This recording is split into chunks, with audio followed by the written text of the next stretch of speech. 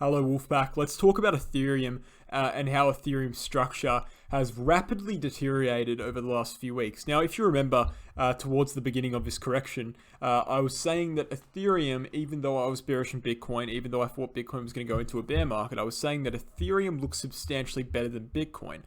Unfortunately, over the last couple of weeks, specifically over the last week as well, Ethereum has died, basically. It's dead on the bathroom floor, and it's died significantly and deteriorated significantly against Bitcoin as well. We're going to be looking at the Ethereum USD charts on the daily, on the hourly, and also on the weekly, and we're also going to be looking at the weekly Ethereum BTC chart to try kind of answer the question, how is Ethereum looking, and also the question of is there still a chance of an altcoin season at all? And spoiler alert, I don't think there is. And I think, an altcoin season is a tricky thing to understand, right? Because if we see an altcoin season now, you have to remember that it won't be a typical altcoin season, right? I think the name altcoin season is misleading. An altcoin season doesn't mean that every coin needs to go 10x or 5x or even 3x or even 2x, right? An altcoin season is just a period in time in which altcoins are outperforming Bitcoin.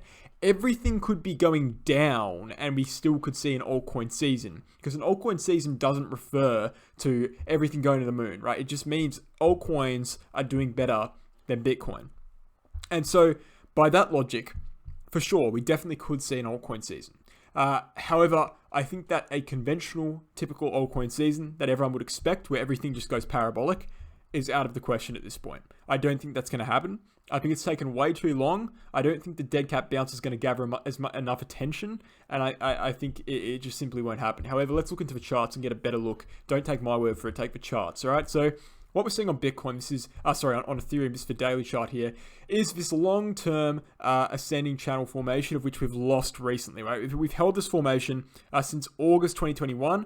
We jumped above it, maintained it for support here. We lost it at the end of December, just after Christmas, right? Just around New Year's. And not only did we lose that channel, we came back up and we rejected from the bottom of it, and we've head down sharply. Okay, so that is an indicator of what rejections can do from something like that, right? A rejection from a channel that lasted that long has led to a deterioration in price from 3,800 all the way to 2,900 in a matter of 4 days. Okay, so rejections are massive deals. However, okay, even though I think there is a channel there, some people would say, and some people would prefer to say that Ethereum has actually been in a ascending channel formation. Okay. And you could draw an ascending channel formation in kind of multiple ways here. And you can look at the logarithmic chart as well and get a kind of better example of what it actually looks like. But essentially it looks something like that, okay? And some people would kind of favor that. You can even draw it like this kind of, okay?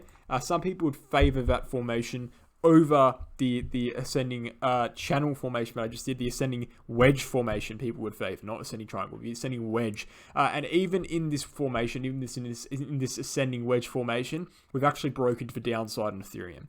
And we've broken to the downside pretty heavily. And the move itself would suggest, if we measure from the bottom to the top and extrapolate that data, we've got a lot more downside breaking to do. And just this channel break itself would suggest that Ethereum will be going back to the $1,200 region. Okay, do I think we'll actually get there? Yes, I do. Do I think it will happen soon? No. Okay, I think 1,200 might be a bit of an exaggeration. Okay, I think what will happen to Ethereum as Bitcoin drops down to the 25k to 30k region, of which we've established in our recent videos. Okay, so this is using the bear market theory as an example. If Bitcoin goes to 25k to 30k, which is where the 200-week SMA is going to be, right? That's about a 40% drop on Bitcoin. And so dropping down to this lower support region here on Ethereum would be about a 45% drop. And so logically, I think that Ethereum would drop down to the box of support at around 2,000 USD to 1,700 USD, of which we formed here in February and here in July and also back here in May. This support box is very strong, and I would expect Ethereum to come back down there. Now, as for what happens in the short term, okay, it is very likely, it is very possible that Ethereum could be seeing, and we'll look at some of these indicators in a second, but it's very likely that Ethereum could actually be seeing a small dead cat bounce, similar to what Bitcoin might be seeing here at the 40k region. you have to remember that Bitcoin is at a pretty strong support zone after a long 61-day, coming on 62-day downwards trend. And so a bounce is to be expected at some point. Whether it happens here or not is up for speculation, but at some point is going to be happening. And so obviously if we bounce on Bitcoin, Ethereum is going to bounce as well. And as to where it will go, well, I think that the logical place it will go and retest, okay, is actually the rejection zone we had at around 3,900. And so using that as an example, we could just round it up to 4,000. I think that Ethereum, if we do see a dead cat bounce, would test 4,000 again. If we're looking at that region, the bull market support band is actually in that region as well. Okay, the bull market support band is just underneath 4,000, around 3,850. And so getting over 4,000 would be the bullish breaker on Ethereum, because in doing that, we'd get over the bull market support band, we'd get over to the 200-day and the 50-day SMA as well, which are very short-term, medium-term critical indicators, and also the Gaussian channel would be broken up to the upside as well as the Ichimoku cloud. So in reality, what we need to be seeing on Ethereum is a jump over 4,000 USD as quickly as possible. And if that dead cat bounce does take us above 4,000, that's good for Ethereum, that's good for altcoins. It means that Ethereum will likely break up against Bitcoin and altcoins will do very well. Until we get above 4,000, and if that doesn't happen, the next logical target for me on Ethereum, and this might take months to play out, all right, but it is the next long-term target, is the support box at 2,000 USD to 1,750 USD, right? This green box down here that I've drawn. That is the next logical long-term target. As for the 4-hourly chart, we can see that breakdown from the channel quite clearly. We could see bullish divergence on Ethereum that would suggest that bounce is on the way. However, bullish divergence is very misleading.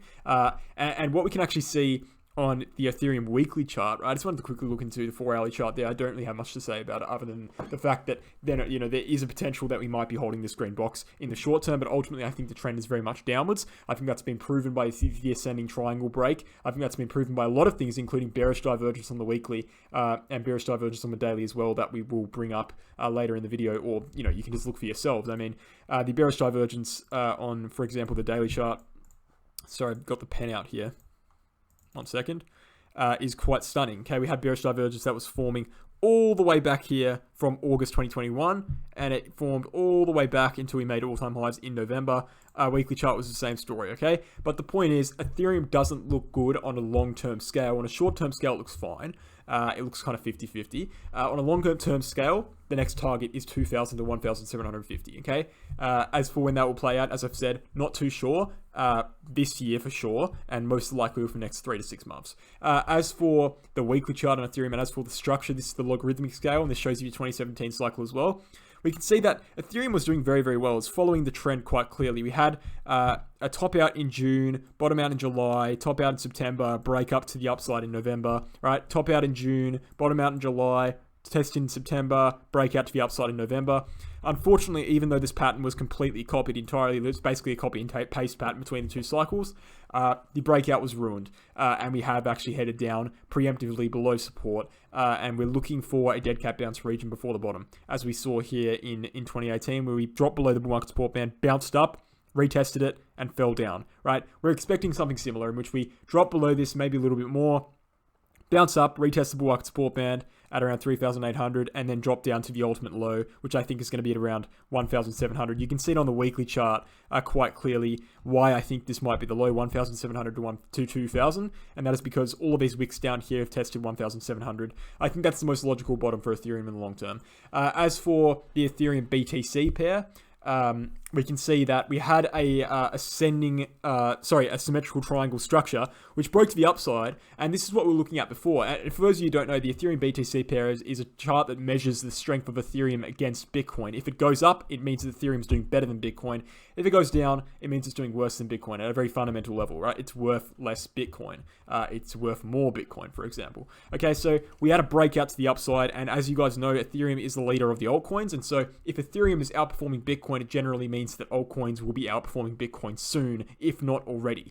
And we broke to the upside, and we tested this resistance, and we thought it was going to be all well and good. Well, I didn't think this, but I said, hey, it might be. I said, keep an eye on, you can go back and watch my videos. I said, keep an eye on 88,000 sats.